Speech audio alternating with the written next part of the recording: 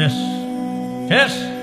কালকে এই একটু পরে মারা যাবো, কালকে এই মুহূর্তে একদিন, পরের দিন 2 দিন, পরের দিন 3 দিন। বিশ্বাস করেন 3 দিন পরে আপনারা যার যার মতো কাজ শুরু করবেন।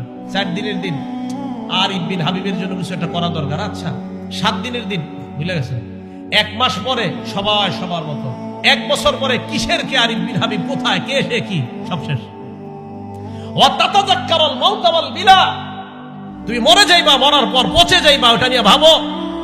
এটাই তো সত্যি কথা। আমি আপনি মারা যাওয়ার পর আমার সন্তানাদি, আমার আত্মীয় স্বজন আমাদেরকে দাফন করে দিবে। দাফন করে দেওয়ার পর একটু বলবে এই সেই, সে ভালো ছিল, সেই ছিল, সেই ছিল। 2 দিন 3 দিন, আস্তে আস্তে সবাই সবার মতো চলবে।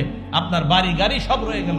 এটা নিয়ে ভাবেন যে আমি যা কামাই করেছি, যা উপার্জন করেছি, সব রয়ে গেল, আমি কবরে চলে গেলাম।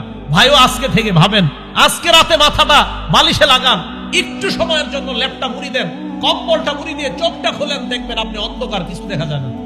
চোখ খোলেন, ল্যাপ মুড়ি দিয়ে, কাঁথা মুড়ি দিয়ে চোখ খোলেন, লাইট অফ, দেখবেন কিছু দেখা যায় না। তখন ভাববেন, আচ্ছা আমার লাশটা কবরে রাখলো কামরাঙ্গীরচরের জনগণ, রাখার পর আমার লাশের উপরে বাঁশ দিল, বাঁশ দেওয়ার উপরে আবার মাটি দিল। আচ্ছা আমি তো কিছু দেখতে পাবো না। আচ্ছা অন্ধকার, ব্যাপারটা কি? ইমানদার হলে কবর আল্লাহ আলোকিত বানায় দিল। ভাই কথাগুলো ভাবেন। নবীজি বললেন আল্লাহকে লজ্জা পাওয়ার 3 নম্বর অর্থ ওয়াতাযাক্কারুল মাউত ওয়াল বিলা, তুমি মারা যাইবা এটা চিন্তা করো, পচে যাইবা চিন্তা করো।